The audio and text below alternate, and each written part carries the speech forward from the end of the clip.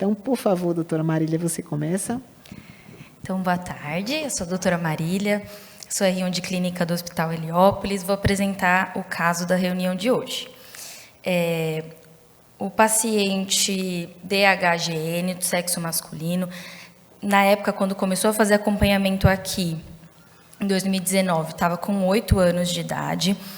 É um paciente que veio com uma queixa de uma dispneia, classe funcional 3, associada a sinais de baixo débito. Ele tinha extremidades frias quando realizava atividades físicas. De antecedentes familiares, ele tinha um tio paterno com morte súbita aos 29 anos, um tio materno com doença de Chagas, e a mãe e a irmã possuíam um CDI. De medicações, ele fazia uso do propanolol, 40 mg de 12 em 12 horas, e ao exame de relevante, ele tinha um sopro sistólico em bordo external esquerdo baixo de 4 cruzes de 6. A gente não conseguiu achar, do início de quando ele chegou, né, um eletro antigo, mas a gente acabou deixando um mais recente, que a doutora vai discutir. Tá, ok. O doutor Tito iria discutir, mas ele saiu agora um pouquinho. Então, estamos diante de um eletro com um ritmo sinusal, né, com a frequência cardíaca um pouquinho elevada, em torno de 100. Observamos um AR que progride mal de V1 para V4, já é um eletro com certeza anormal, né? Uma alteração de repolarização em parede lateral. E vocês observem que parece que tem um bloqueio de ramo intermitente aqui, né? Um QRS, todos precedidos por onda P, alguns com QRS mais largo do que o anterior. Então, acho que diria que tem um bloqueio de ramo intermitente, uma pouca progressão de R de V1 para V3 e uma sobrecarga ventricular esquerda.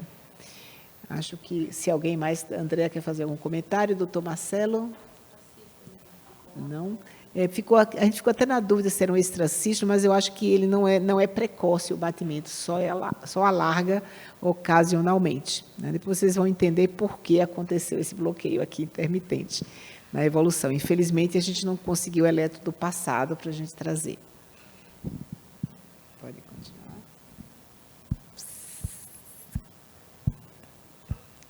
Não está conseguindo passar? É que eu estava mexendo. Agora consegui. Então, o ecocardiograma de entrada dele já mostrava para a gente uma hipertrofia de VD discreta e uma hipertrofia de VE moderada. Ele tinha função sistólica preservada e na válvula aórtica era uma válvula trivalvar com discreto espessamento que era sugestivo de uma membrana subaórtica. Ele tinha uma hipertrofia do septo intraventricular com 17 milímetros e não tinha da parede posterior, então uma hipertrofia assimétrica. E ele tinha um gradiente da via de saída do ventrículo esquerdo de 133 milímetros de mercúrio. Quer comentar, doutora André? Eu sei que depois você vai mostrar um outro eco da evolução, mas esse eco, o que você pensaria dele? É um paciente que chama a atenção, né? A gente vê uma assimetria no aumento da espessura das paredes, né? Que é uma assimetria importante, que provavelmente fala a favor de semioardiopatia hipertrófica, e além disso teve essa descrição de uma membrana, né? Então, talvez ele tenha duas entidades realmente. Às vezes a gente tem a membrana subaórtica, que acaba determinando uma pós-carga aumentada para o ventrículo esquerdo, e você tem um remodelamento difuso, né? Então, acaba aumentando a massa do ventrículo, mas não com esse padrão e nem tão importante como ele tem um septo de 17, uma parede posterior de 7. Então, isso fala a favor de ele ter realmente talvez duas entidades. Um gradiente extremamente elevado, né? E a hipertrofia do ventrículo direito também é um achado que a gente tem que levar em consideração, porque está relacionado a pior prognóstico nesses pacientes também. E aí levanta, né, qual o diagnóstico desse paciente. Ficou interrogado uma cardiomiopatia hipertrófica obstrutiva, uma esternose aórtica valvar, doença de Fabry ou uma esternose subvalvar, que é da membrana subaórtica. Doutor Marcelo, quer comentar essas hipóteses diagnósticas? Qual delas você iria preferir? Eu acho que pode ter associação, como a doutora Andréa falou, de uma hipertrófica assimétrica de uma forma obstrutiva e a estenose aórtica subvalvar. Eu pensaria nisso a princípio. Perfeito. Essa idade desse paciente é uma criança, né, de 8 anos de idade, e a gente deve sempre lembrar das possibilidades de ser uma fenocópia, né? Quer dizer, ter a carinha de ser hipertrófica, mas pode ser uma doença de depósito, tipo a doença de Danon, né, que costuma dar muita HVE, ter retardo mental, ter alteração da cognição, que ele não tem, ou ter ataxia, ele poderia ser uma ataxia de Friedreich, que é um pouquinho mais tarde, e ter uma distrofia muscular, que a gente não tem nenhuma história, mas outras hipóteses se colocam também aqui. Entraria aí? Rabdomioma entraria nesse diferencial? Sim, rabdomioma poderia ser, né? Bem lembrado, que não costumaria, não era esperado um eletro daquele jeito, né? Mas poderia ser sim. Alguém, bem lembrado, doutor Ibrahim, alguém mais tem alguma hipótese? O rabdomioma é um tumor mais comum, né, nas crianças. O eco, pelo jeitão, não estava descrito, não sugerindo que rabdomioma geralmente são múltiplos, a gente acaba vendo mais de um. Quando a gente tem um aumento importante da espessura do septo, fibroma é uma outra hipótese que a gente tem que lembrar, né, que até faz diagnóstico diferencial com miocardiopatia hipertrófica septal assimétrica. Acho que era interessante a gente comentar a questão do gradiente, né? Você esperaria, André, no rabdomioma, num tumor, haver esse gradiente tão significativo? Não. A gente não pode esquecer que esses tumores, né, eles não é músculo, né? Por mais que exista um desarranjo miofibrilar na hipertrófica, a gente tem músculo, então aquela parede contrai menos, mas ela contrai. É diferente quando você tem uma infiltração tumoral do tipo fibroma, que você acaba não tendo essa contratilidade, né? Mas pela localização até poderia, né, causar obstrução pela presença do tumor. Poderia. Reduzindo a cavidade, poderia, mas não tão alto assim, né? Muito alto. Alguém quer fazer mais algum comentário? Então, vamos em frente. Não sabemos o que o paciente tem ainda, né? Apesar de ter um aspecto sugestivo de hipertrófia. A gente não pensaria dos antecedentes dele, a gente não pensaria em Chagas nessa faixa, mas tem o tio que morreu, né? Isso te levaria o raciocínio mais para um lado do que para o outro? O Chagas, eu acho que eu não pensaria de forma alguma, porque não costuma ter obstrução de via de saída, né? Não costuma ter um eletro desse tipo e tão jovem como ele é. Mas os outros achados do outro lado, da paterno, na história de morte súbita na família, favorece muito o diagnóstico de miocardiopatia hipertrófica. Mas nas outras fenocópias também poderiam ser um PRKG2, uma doença de Danon poderia também estar tão relacionada à morte súbita, então não dá para a gente ter certeza. Mas eu pensaria menos em uma membrana subaórtica, por exemplo, uma estenose aórtica valvar, não teria essa história familiar, né?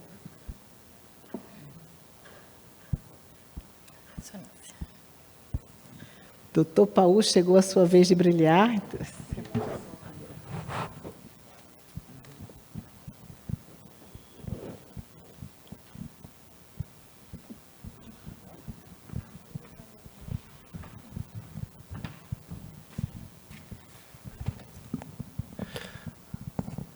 Boa tarde com todos, como sempre um prazer fazer parte dessa reunião.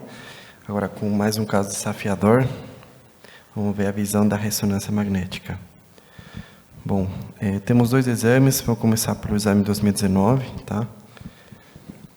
Então, percebam vocês, nessas imagens iniciais, que são localizadoras, na verdade, ajudam para a programação da ressonância, que já tem um aumento da espessura, né, uma imagem não gateada, mas já chama esse aumento da espessura no septo, que já tinha sido escrito previamente. Vocês veem que não foi feito o procedimento cirúrgico nenhum ainda, nada, né?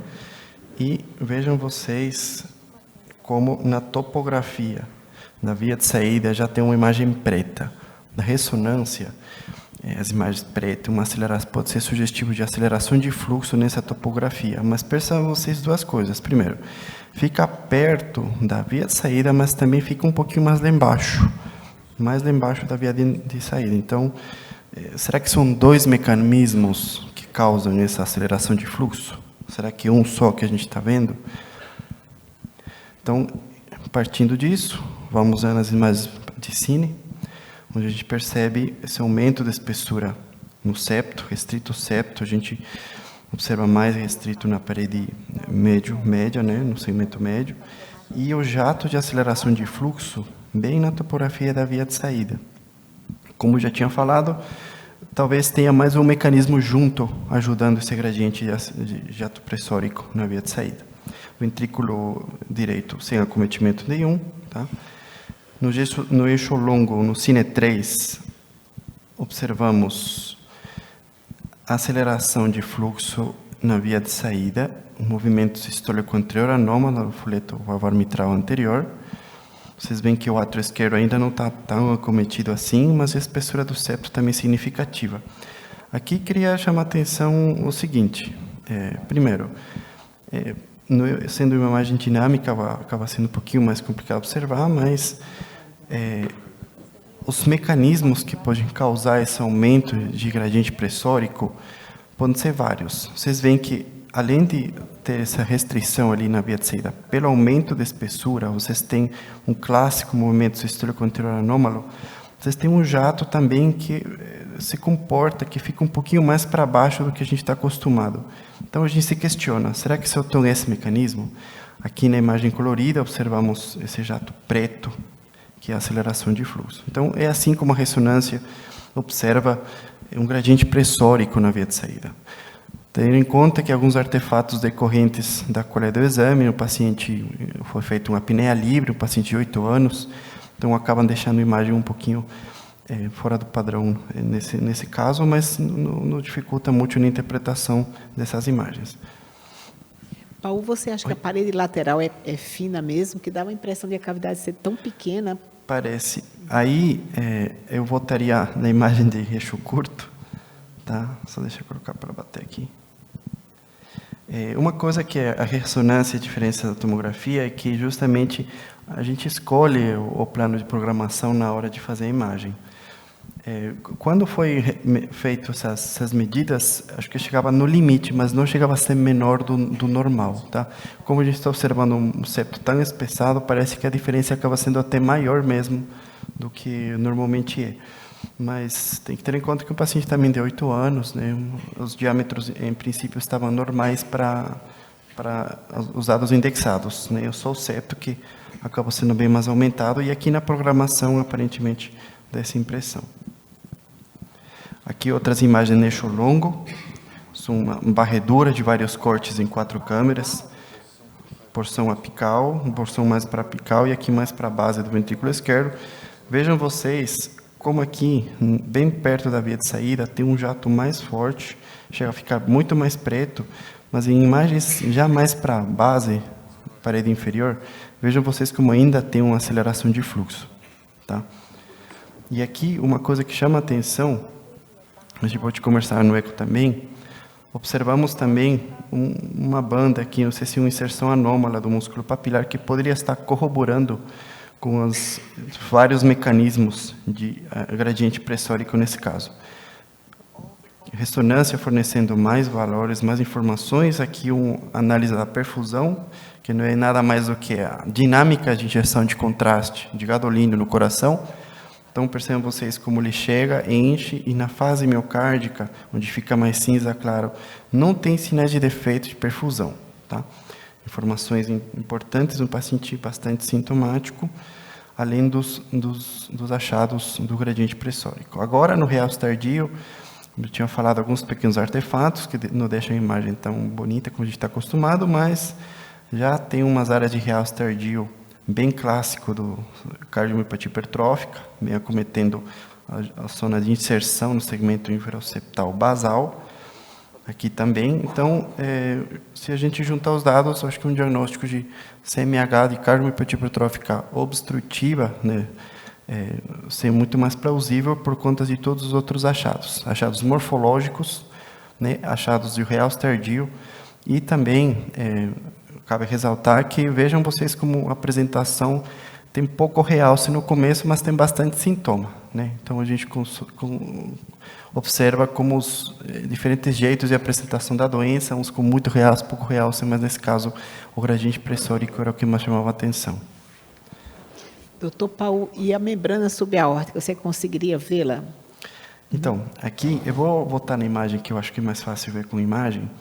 A ressonância, a diferença da tomografia, a resolução para ver detalhes mais finos acaba sendo um pouquinho limitada, não só pelo método mesmo, sino também por condições do paciente. No caso, o paciente criança, fez uma apneia livre, e a gente acaba vendo mais a consequência de aceleração desse jato. É muito difícil a gente pegar, porque às vezes são membranas parciais, são muito pequenas, então a gente não consegue observar mesmo a membrana, mesmo fazendo uma programação justamente para isso. A gente acaba vendo uma consequência, um jato de aceleração, uma topografia que não deveria estar. Então, a gente acaba sugerindo, sim, dependendo da morfologia do jato, dependendo dos outros achados, se também tem a presença de uma membrana. Uhum.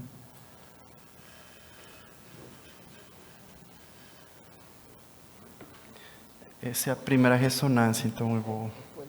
Depois a gente volta. Ok.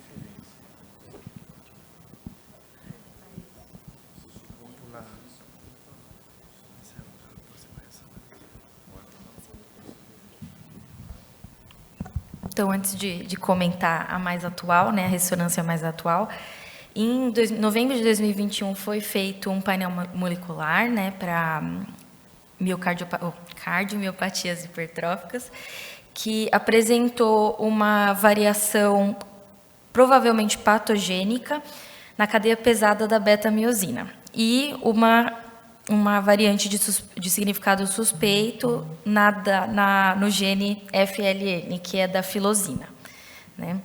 Então, Filamina. Opa, desculpa. E como que esse paciente evoluiu? Então, o diagnóstico final ficou como uma cardiomiopatia hipertrófica assimétrica obstrutiva. Ele já tinha uma disfunção do ventrículo esquerdo de grau 3. Foi indicada a cirurgia, a miectomia, da via de saída do ventrículo esquerdo, que foi realizada em novembro de 2019. Antes da gente continuar, doutor, acho que era interessante a gente comentar a importância de fazer um painel molecular, né? Hoje eu sou partidária que toda criança que tem o diagnóstico de hipertrófica, a gente faça para poder fazer o diagnóstico diferencial das fenocópias. Então, a gente encontrar uma variante patogênica no gene da cadeia pesada de beta-miosina, que é o gene mais acometido, mais frequentemente alterado, então já praticamente fecha que é uma hipertrófica, que não tem nenhuma outra doença genética que a gente possa esclarecer, mas que ela tem hipertrófica, não teria dúvida. Pode falar, Marcelo. Professora, essa membrana subaórtica, ela poderia mudar a conduta cirúrgica da intervenção da miectomia? Eu não entendi o começo da pergunta. A membrana subaórtica. Pois é, até agora a gente não tem certeza desse diagnóstico. O eco sugeriu, a ressonância não disse que sim nem que não, né? E a gente encontra uma variante patogênica de cardiomiopatia hipertrófica. Então, a gente aqui, o diagnóstico de membrana subaórtica ainda não está feito. Acho que a indicação da cirurgia vai pela clínica, tem um gradiente alto e o paciente muito sintomático, independente de ter membrana ou não, né? Mas, claro, se a gente saber que tem uma obstrução subaórtica, poderia favorecer a indicação. Você quer comentar?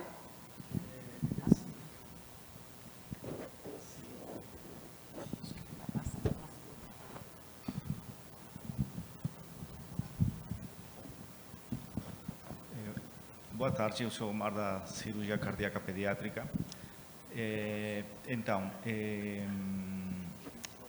Neste caso, como a doutora está falando, ainda não temos a certeza de que é uma membrana, né? Tem uma hipertrofia bastante incrementada do septo interventricular e a gente esperaríamos fechar o diagnóstico ainda para poder fazer o tratamento, para poder indicar. Eu acho que até na cirurgia o diagnóstico pode ser mais reafirmado, já que ela tem indicação cirúrgica, e a cirurgia pode esclarecer se há ou não a membrana. Exatamente. Mas também a doutora Andréa pode depois nos dizer, fazer um ecocardiograma melhor, né, de qualidade, para a gente definir se a presença ou não da membrana. Mas acho que a indicação já estaria feita, independente de ter membrana ou não. Vamos em frente.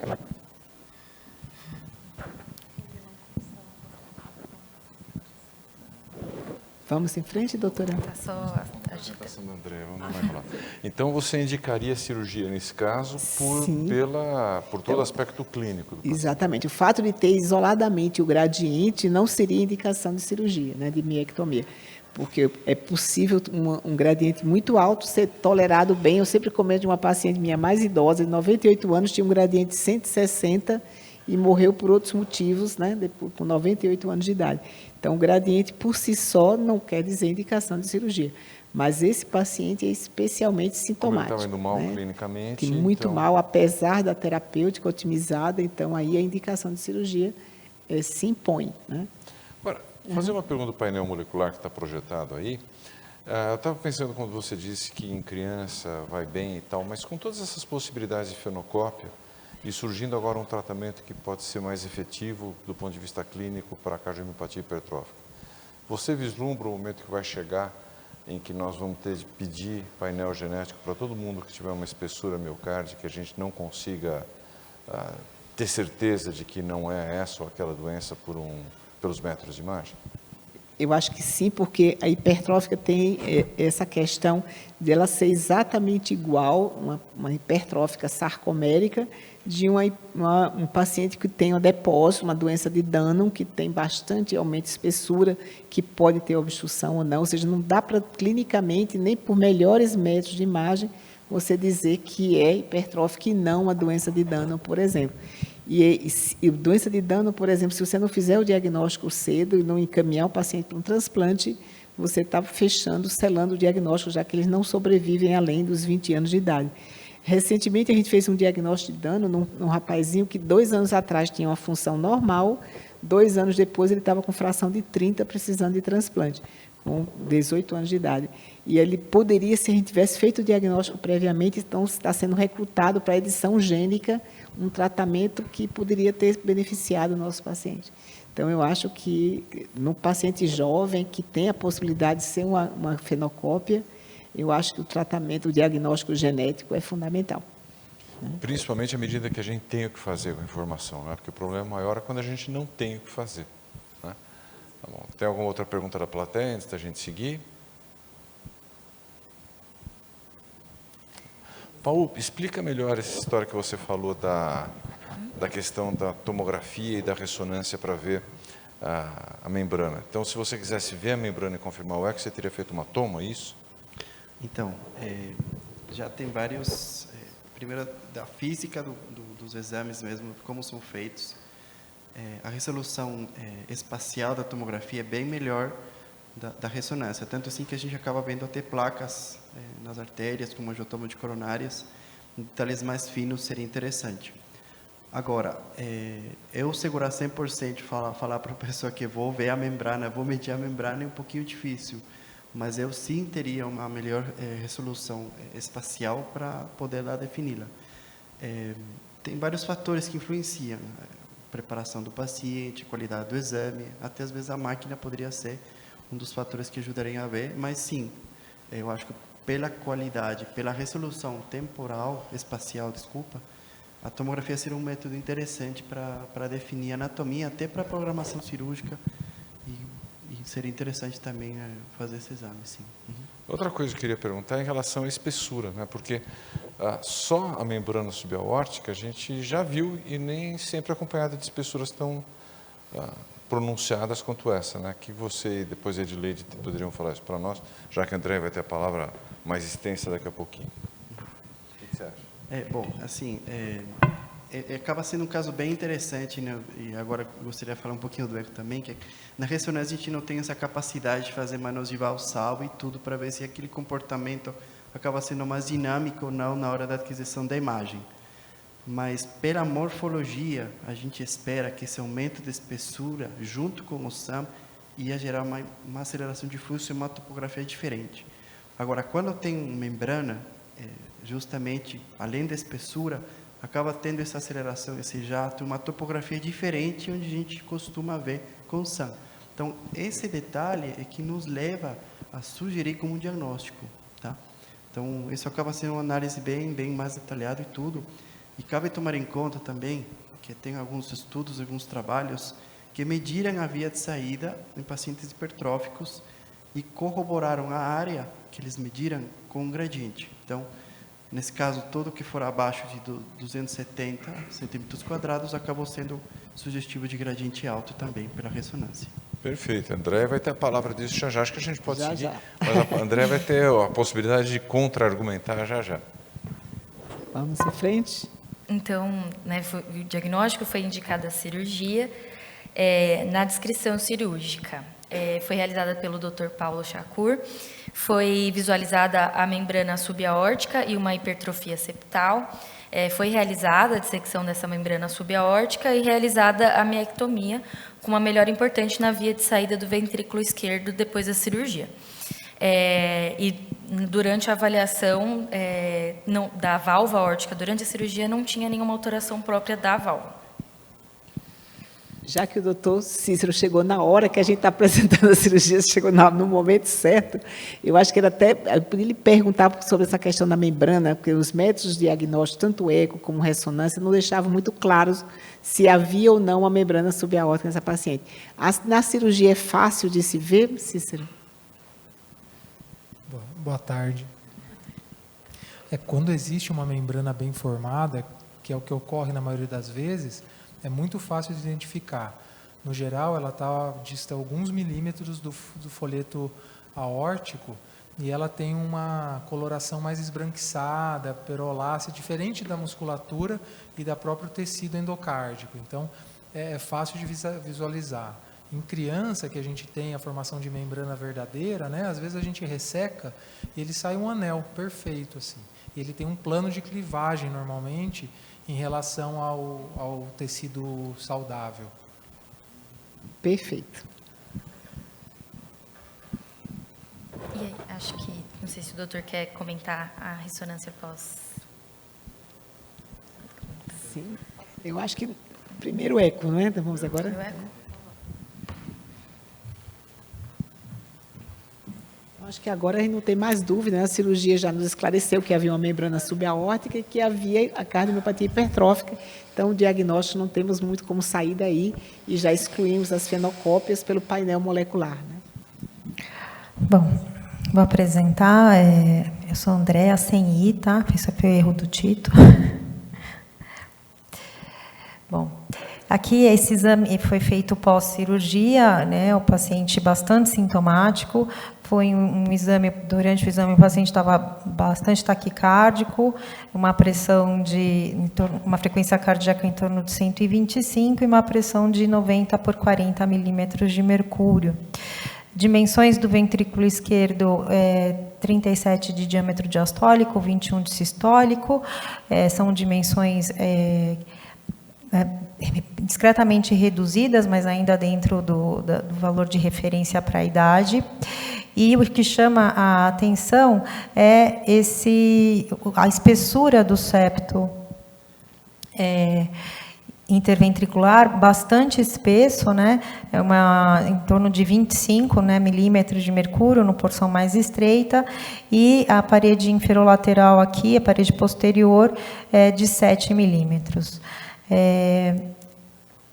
Chama a atenção nessa imagem esse deslocamento sistólico anterior das estruturas do aparato subvalvar mitral, o que acaba corroborando para essa alteração da coaptação da mitral, com esse refluxo aparentemente importante da mitral, um direcionamento lateral e posterior, típico de pacientes com hipertrófica. Nessa projeção, a gente não consegue ver a membrana, né? Mas a gente vai olhar nas próximas imagens, né? Não sei por que não está rodando. Aqui, na verdade, é para mostrar, ele tem a maior espessura na região septal, mas a gente conseguiu ver em torno de 16 milímetros nesse segmento médio do septo interventricular. Tá? E também tinha um aumento da espessura um pouquinho na parede inferior. Tá? E aqui no modo M, que é uma maneira de avaliar o ventrículo, né, onde a gente faz um corte perpendicular, né, do ventrículo esquerdo, no eixo curto. Então, aqui a gente consegue avaliar o momento diastólico e o momento sistólico. Então, vejam que a gente consegue ver nitidamente o SAM, né, que é o movimento sistólico anterior da válvula mitral, e ela chega realmente a encostar no septo interventricular durante a sístole. Então, aqui para a avaliação da contratilidade segmentar, a gente tem 4 câmaras, 2 câmaras e 3 câmaras. A gente consegue ver o deslocamento sistólico do aparato valvar mitral em todas as projeções, tá? O Strain foi bastante feliz, porque ele mostrou uma redução da deformação, principalmente nos segmentos de maior hipertrofia, de maior espessura, tendo ali um strain longitudinal global de 12%, sendo que o valor é acima de 18%.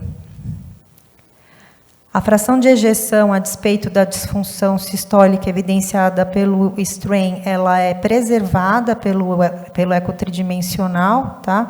Então, foi estimado em 72%. Aqui é para mostrar para vocês, é um eco tridimensional, onde a gente consegue ver esse deslocamento sistólico anterior das cordas da mitral em direção ao septo. E outra coisa que chama a atenção também é o músculo papilar com uma inserção mais apicalizada, e ele é mais hipertrófico e mais alongado, que também acaba estreitando ali a dimensão da cavidade ventricular durante a sístole, talvez também ajudando, corroborando para o aumento da velocidade do fluxo sistólico.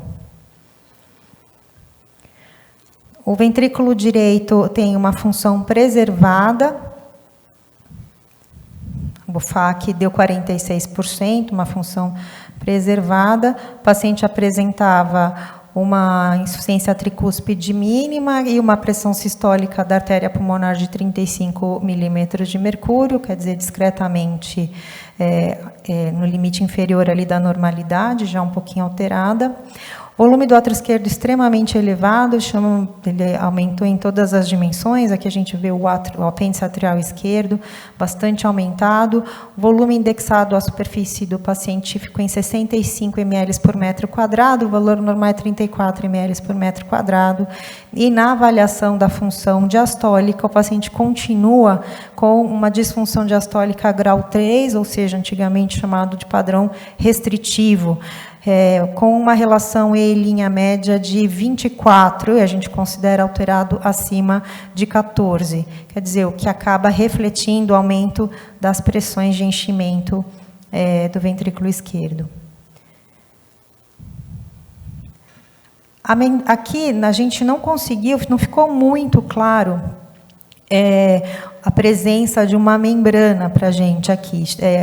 Na hora que você faz a avaliação do eixo curto da válvula aórtica, a gente vê que é uma válvula trivalvular, e tem uma parte aqui relacionada ao seio de Valsalva não coronariano, onde parece que tem uma coisa que vibra mais, mas é muito justa a válvula aórtica, sabe? Então, fica difícil, a gente não sabe se isso está relacionado à própria vibração do folheto não coronariano, decorrente da aceleração do fluxo sistólico, ou é realmente uma membrana residual. A impressão que a gente teve é que trata-se provavelmente só da injúria desse folheto relacionado ao aumento da velocidade de fluxo sistólico. É uma válvula aórtica espessada, ela tem, então, essa vibração sistólica, uma discreta redundância desse folheto, tá? E ela apresentava, ela mesma, a válvula, tinha um gradientezinho que a gente conseguiu identificar pelo padrão da curva, de 42 milímetros de mercúrio.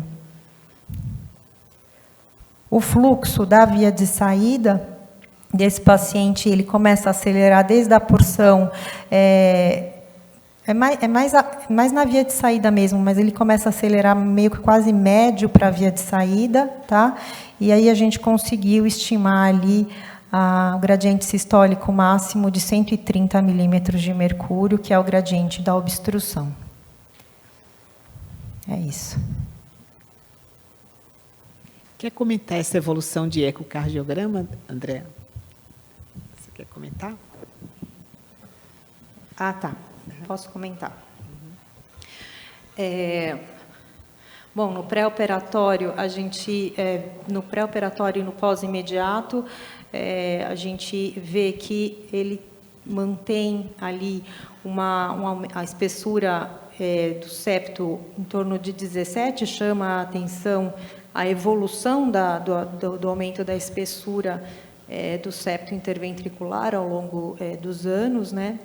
E a outra coisa que chama a atenção é o remodelamento atrial. Então, é um paciente que a gente acaba vendo que acaba tendo uma repercussão decorrente dessa insuficiência mitral pela alteração da coaptação da mitral com insuficiência mitral importante, além de uma disfunção diastólica também, o que acaba gerando esse remodelamento atrial. Ele não tinha, em 2019, um diâmetro anteroposterior do átrio esquerdo aumentado, e agora ele já tem um diâmetro anteroposterior considerado moderado em 2022, e vocês viram pelo eco que o volume era importante. A fração de ejeção está preservada, né? E os gradientes no pós-imediato ele reduz um pouco, mas ainda alto, e depois ele volta aos mesmos padrões em 2022, aos mesmos padrões do pré-operatório de 2019. E esse paciente, após a cirurgia, teve melhora das queixas, ele ficou assintomático durante o ano de 2020, 2021, e agora nessa última consulta, no mês passado, agora desse ano de 2022, ele volta com as mesmas queixas de dispneia, classe funcional 3, e com cianose de extremidades nas atividades físicas, né? E foi aí que foi levantada a questão de o que aconteceu, né? Se voltou essa hipertrofia, a membrana subaórtica, e foi realizada a nova ressonância. Agora ele está com 11 anos, é isso? Está com 11 anos. 11 anos, 3 anos de cirurgia, né? Não é o que a gente costuma ver, né? Na cirurgia, o paciente ele não baixou o gradiente nem logo após, né? O primeiro eco foi de 6 dias depois da cirurgia, e o doutor Cícero vai ter que explicar para a gente o que aconteceu. Antes, o doutor Paulo vai mostrar a ressonância de pós-operatório.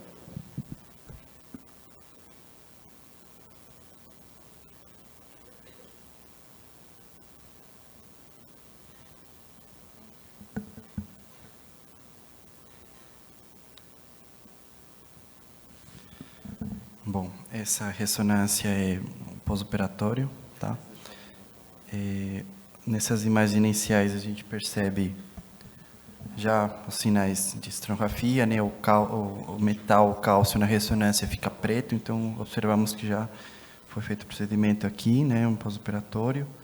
O átrio esquerdo dá a impressão que está também aumentado, tá? O gradiente que a gente observado, imagem estática, também parece que está presente ainda. E aqui nas imagens de cine eixo curto, observamos essa espessura que já sabíamos. Vejam vocês como tem essa restrição diastólica no segmento mais hipertrofiado e esse jato de aceleração de fluxo ainda presente. E percebam vocês aqui o seguinte, essa imagem aqui corresponde ao folheto anterior, valvar mitral, e esse é o folheto posterior. Vejam vocês esse movimento anterior e que fica colado no septo interventricular com essa imagem esbranquiçada e preta, ficando muito claro como o mecanismo principal aparentemente pode ser até um ossão mesmo. Vejam vocês que até já tem um refluxo mitral que não estava presente na ressonância anterior. Observamos também isso aqui. A função está ok, função ventricular. Aqui um cine eixo longo, vejam vocês como o jato de aceleração ainda presente na topografia onde foi realizado, né? E vejam vocês como tem uma imagem sugestiva de uma inserção mais apical do músculo papilar, que poderia ser um dos outros mecanismos. Então, vejam como é um caso bem interessante, né? Então, é um caso com vários mecanismos sugestivos que poderiam aumentar o gradiente pressórico, né? Membrana subaórtica, aumento da espessura na via de saída do ventrículo esquerdo, com inserção apical do septo, então, do músculo papilar. Então, vejam como são vários mecanismos. Será que todos estão juntos? Será que cada um colabora com o outro? Então, a gente percebe que isso também está presente. O átrio esquerdo mais aumentado e assim mesmo como o refluxo mitral também está presente nesse caso. Nessa imagem colorida, vejam vocês com o lugar que fica mais preto, é o local onde observamos mais esse jato de aceleração. Vejam os diâmetros das cavidades, como na sístole fica um pouco mais curto aqui, corroborando aquela imagem de gradiente pressórico. Tá? Quanto mais preto na ressonância, é mais sugestivo de mais gradiente. Tá? A área também que a gente tinha observado na via de saída era sugestivo ainda de um gradiente pressórico aumentado. Imagens de perfusão, imagens que ajudam a observar se tem um defeito de perfusão repouso, que poderiam justificar também o paciente com dor, né? Se o dor é por conta do gradiente ou se é dor por conta de um defeito de perfusão miocárdica. Nesse caso, não teve defeito de perfusão miocárdica nenhum, então, provavelmente, o sintoma é secundário aos sintomas obstrutivos que ele tem. Vejam vocês aqui nas imagens de realce tardio, a doença hipertrófica progrediu. Vejam como tem um padrão de realce mais tênue, mas com uma intensidade muito maior em relação ao outro. Já fica o padrão clássico septal, que acomete segmento inferoceptal e anteroceptal médio basal, e aquela imagem típica de um realce um pouquinho mais tênue. Então, além de os gradientes ficarem aumentados na análise qualitativa, também aumentou o grau de fibrose nesse paciente. E aqui corroboramos com a imagem eixo longo. Vejam vocês no septo como fica um realce mais tênue. Obrigado. Paulo, tem gradiente médio ventricular? A André continua achando que o mais é via de saída o gradiente, não região média. Olha, aqui tem um certo grau médio para apical, mas se eu comparar entre o médio e a via de saída, para mim é mais via de saída. Uhum. Mas tem também um grau um pouquinho médio, mas mais é mais na via de saída mesmo. Uhum. Quem predomina é a via de saída. Uhum.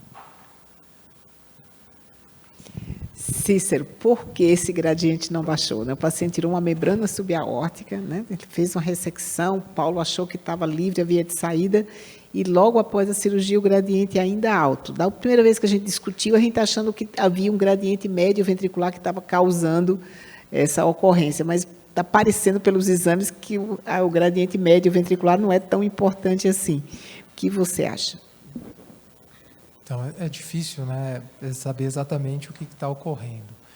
Mas essas imagens na ressonância pós que o Paul mostrou, a minha impressão é que o principal componente é pelo SAM, e se a gente vê, existe até uma chanfradura da porção septal aonde foi abordado.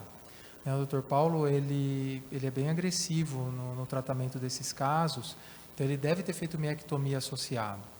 Então, a gente vê que a via de saída, a princípio, eu acredito que ela está ampliada. A minha sensação, né, é que a aceleração ela ocorre na via de saída, mas um pouco abaixo da onde era a porção da membrana, aonde agora ocorre o SAM, que não ocorria antes. Por quê? Porque a pressão acima do SAM, onde estava, a pressão acima dessa região que está ocorrendo o SAM, ela era muito grande, essa obstrução. Então, a hora que o ventrículo contraía, ele não fazia o SAM. Por quê? Porque ele tinha uma obstrução pós, que era a membrana. A hora que a gente liberou a membrana, essa porção um pouco mais abaixo, ela contrai muito, e ela bate livre ali. Então, ela acaba fazendo esse gradiente um pouco mais para o meio. Acho que não é meio, ali é via de saída ainda, mas é mais abaixo do que a área da onde foi abordada. Então, é por isso que talvez não caiu muito o gradiente. Deve ter sido, eu não sei se fez eco transesofágico na sala, né? Se fez e já tinha o gradiente de 100, ele deve ter sido interpretado como fosse um gradiente mais residual por hipercontratilidade e pensou que isso fosse melhorar com a resolução da obstrução subaórtica, que era principalmente a membrana, né? Mas aqui a gente teve uma piora, né? Eu acho que essa hipertrofia é uma hipertrofia assimétrica importante, associado agora ao SAM, né, e que realmente não tinha, agora tem insuficiência mitral também associada. Então, eu acho que a questão não é a cirurgia em si, mas eu acho que a questão é uma doença complexa, que talvez a cirurgia sozinha, pelo menos a cirurgia só de ressecção de membrana, não consegue resolver. Né? Para tratar isso, eu não sei a idade do paciente, eu perdi o início, desculpa. Ele está com 11 anos. 11 anos, então é um problema. Num paciente adulto, né, no paciente adulto, uma insuficiência mitral importante com repercussão, e esse padrão, uma das técnicas que resolveria é você fazer uma troca valvar mitral.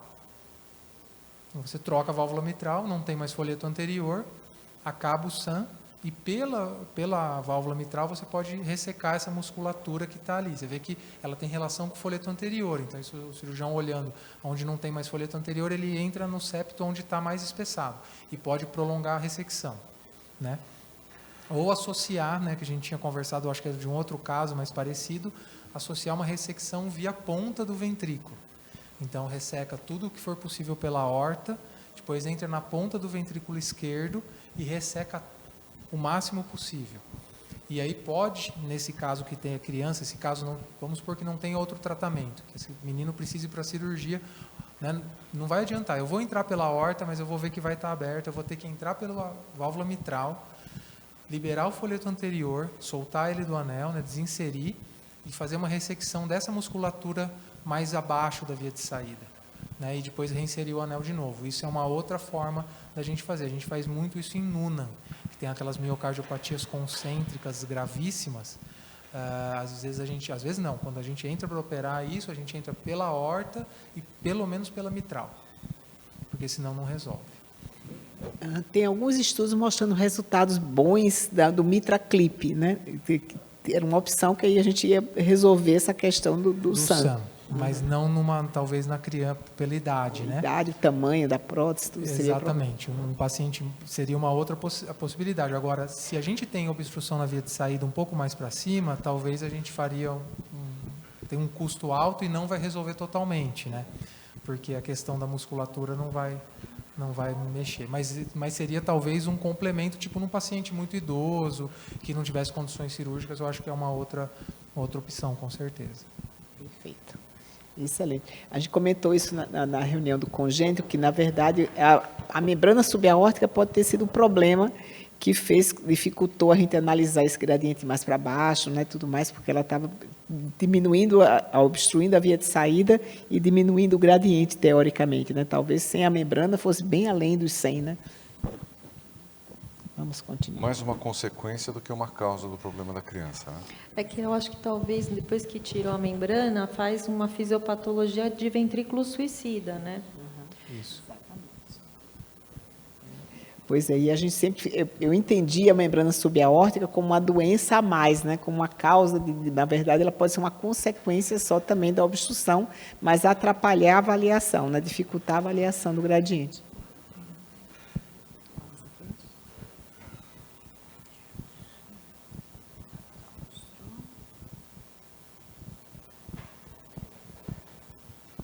E concluindo, né? Então, o paciente tinha fechado o diagnóstico como uma cardiomiopatia hipertrófica obstrutiva, foi realizada a miectomia, mas teve uma persistência desse gradiente intraventricular e, em discussão clínica, foi indicada uma ablação septal por radiofrequência. E ainda não foi realizada, ainda está agendando para fazer, mas já está em programação.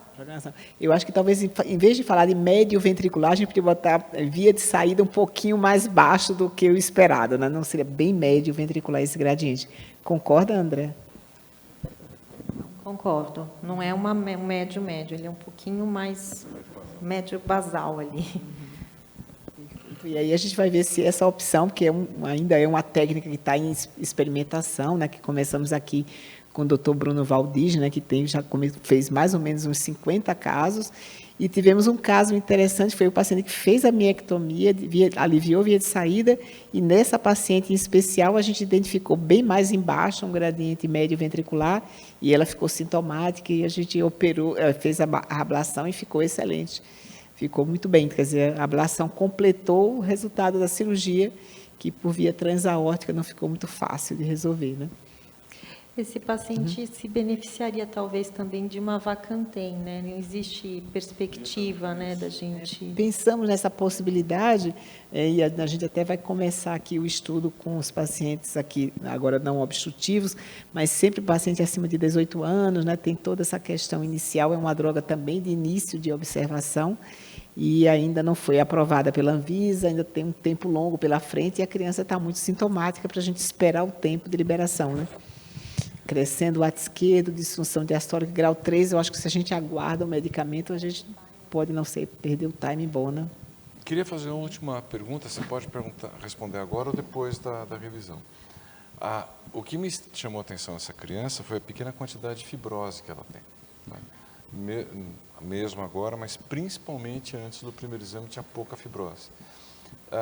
Isso é porque é muito jovem ainda para aparecer, ou a gente espera mesmo que as manifestações mais obstrutivas tenham menos arritmia? Porque, por outro lado, está coerente, ela tem pouca arritmia ventricular e pouca fibrose.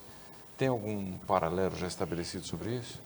Na verdade, eu acho que essa criança é muito sintomática, ela está bem medicada, diferente das outras crianças que a gente, até recentemente, ela está com frequência mais alta, mas a gente está deixando ela mais bradicárdica, o que iria diminuir esse desbalanço entre oferta e consumo, talvez por isso menos realce tardio nela. Mas é o esperado que realmente o realce tardio surja mais tardiamente na vida adulta e até no mais idoso, porque ele vai ganhando realce tardio ao longo da vida, né? Mas nessa criança, acho que o principal mecanismo fisiopatológico é a obstrução de via de saída mesmo, que torna ela sintomática, que fez acontecer a insuficiência mitral, né? Que fez com que essa paciente tivesse uma disfunção diastólica mais grave. Então, acho que nela a obstrução é o problema.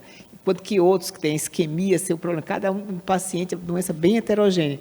Cada um paciente tem um mecanismo fisiopatológico diferente do outro, e que várias situações se juntam para causar aquela disfunção. Nesse paciente especial, acho que a obstrução é o problema dele, né? Muito obrigada. A doutora Marina que vai fazer uma revisão agora da membrana subaórtica, que eu acho que foi o que eu aprendi mais nesse caso, foi a entender melhor a membrana, né? Não como uma entidade separada, né? Mas como uma entidade aí associada e que complicou um pouquinho a vida desse paciente. Bom, meu nome é Marina, sou R1 da cardio daqui da casa. Vou fazer uma revisão rapidinha sobre a membrana subaórtica. Primeiramente, a membrana subaórtica pode se apresentar como um anel fibroso, aderido ao septo interventricular, circundando a via de saída do ventrículo esquerdo. Ela, além de um anel fibroso, ela pode ser apresentada também de uma forma fibromuscular, não tão fácil de visualizar, que a doutora acabou de dizer. A clínica de um paciente com membrana subaórtica é semelhante à clínica da estenose aórtica, com sinais de IC, de espineia, pode apresentar dor torácica e síncope também. Ela pode ser apresentada de forma isolada, algumas pessoas interpretam isso como uma cardiopatia congênita, ou associada à doença valvar aórtica, defeitos septais, ou até após uma correção cirúrgica da via de saída. O Ulisses Corte entende dessa fisiopatologia que a má normalidade da via de saída do ventrículo esquerdo leva a uma turbulência de fluxo dessa via de saída, levando ao espessamento e fibrose por lesões repetidas dessa via de saída, causando a membrana subaórtica.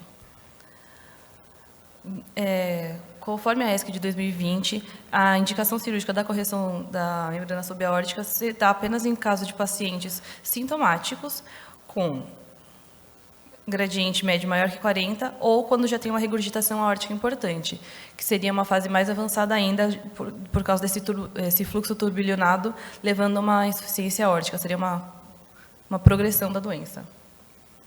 Trouxe algumas imagens só para exemplificar um pouco da cirurgia da membrana subaórtica.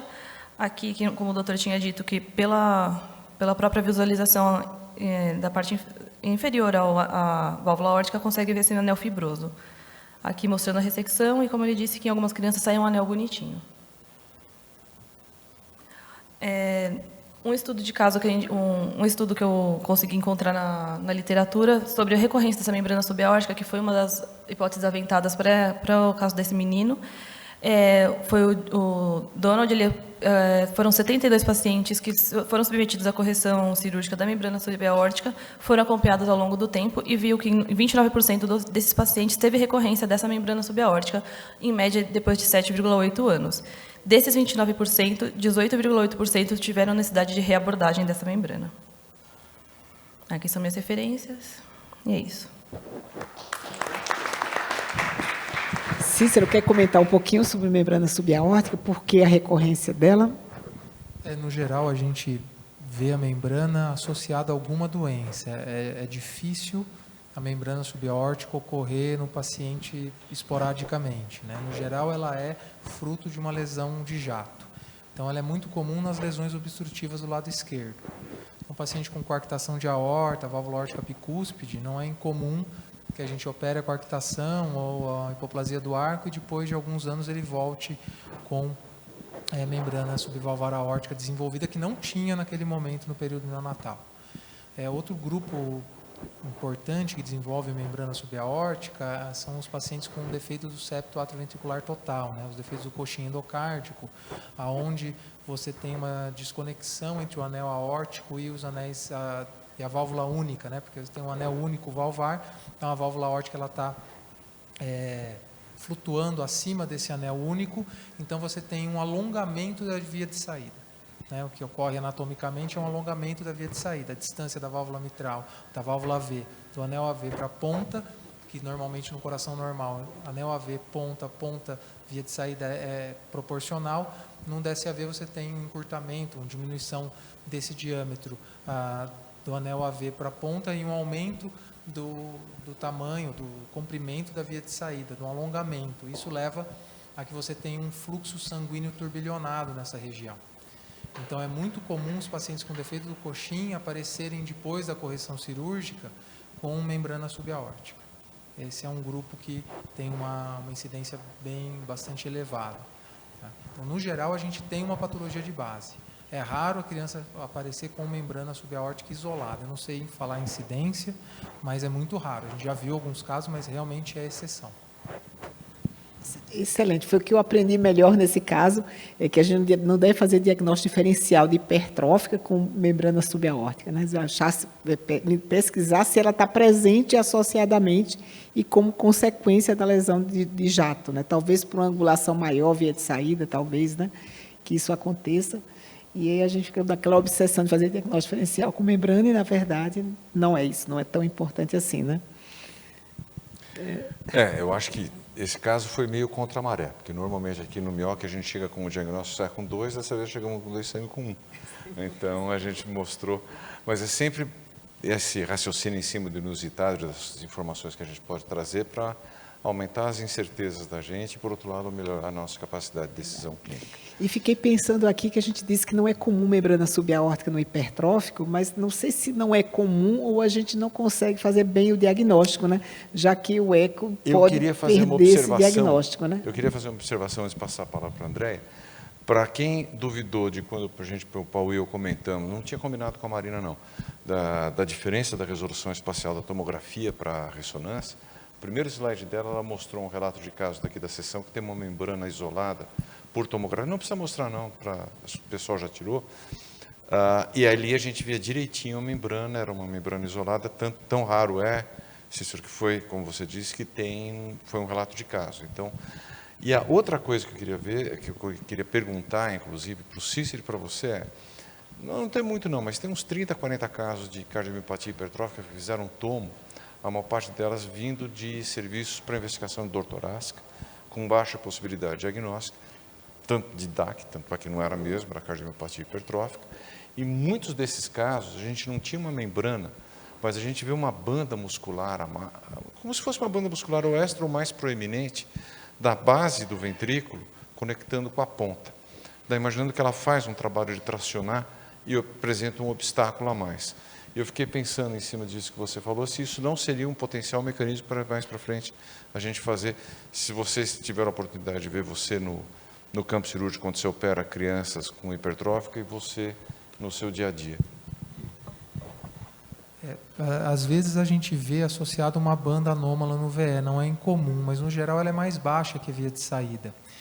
A impressão que dá mais, talvez, que seja uma banda, uma musculatura que estava ali e acabou aparecendo por causa da hipertrofia, e não ela ser o mecanismo.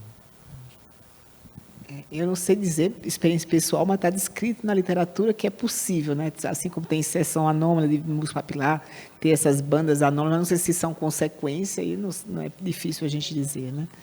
Mas ainda tem muitas incertezas em tudo na vida, né? Aquela frase do Kant, que a gente mede a inteligência de uma pessoa pela quantidade de incertezas que ela é capaz de suportar. Eu acho que a gente tem muita incerteza ainda. Por esse critério eu sou um gênio, porque eu só sei que nada sei.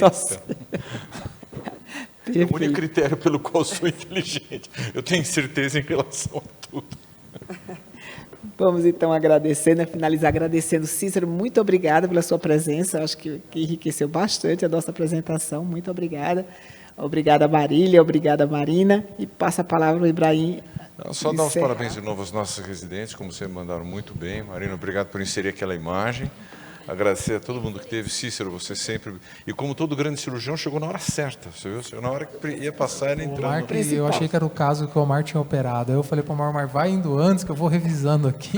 Eu acho que é aquele caso que você operou. Aí você vai conversando.